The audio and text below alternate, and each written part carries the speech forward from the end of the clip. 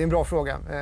It is a very good question, especially as these young men, always men by the way, started out with 2 empty hands. Sure, also with 2 sharp elbows, but no start capital, no powerful connections or a rich uncle. Furthermore, a majority of the most successful oligarchs were of Jewish origin, which was an effective career stopper in the anti-Semite Soviet Union.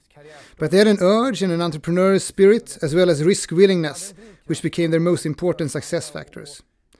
They had to start off with importing, smuggling scarce commodities. This was during the perestroika years in the 1980s, when commercialism and capitalism started to seep into the planned economy of the Soviet Union. Some were early, already in the late 1970s, but this really became big business after General Secretary Mikhail Gorbachev came into power in 1985. You had to start on a small scale, selling cigarettes or jeans, and then gradually increase the value of the products to computers and printers. And this of course didn't exactly make you an oligarch, but it made enough money to have a start capital to set up a bank, which was possible already in 1990. And such a bank would be a very efficient tool after the fall of the Soviet Union in 1991. You could use a bank to play on the extreme currency volatility and escalating hyperinflation, ever present during the first years of the newborn Russia in the 1990s.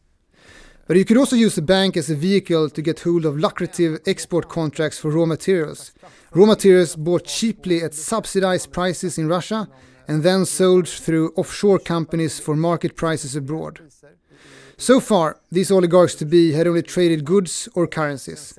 But the most important factor for taking the step from a successful Russian businessman to becoming a full-blown billionaire was to not only engage in transactions, but participate in the gigantic privatization projects during the 1990s. Yes, that is a simple but quite correct description of the events.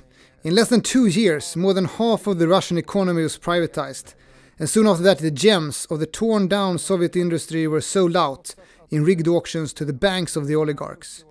And this was when these men became true oligarchs and took control of President Yeltsin as part of the process.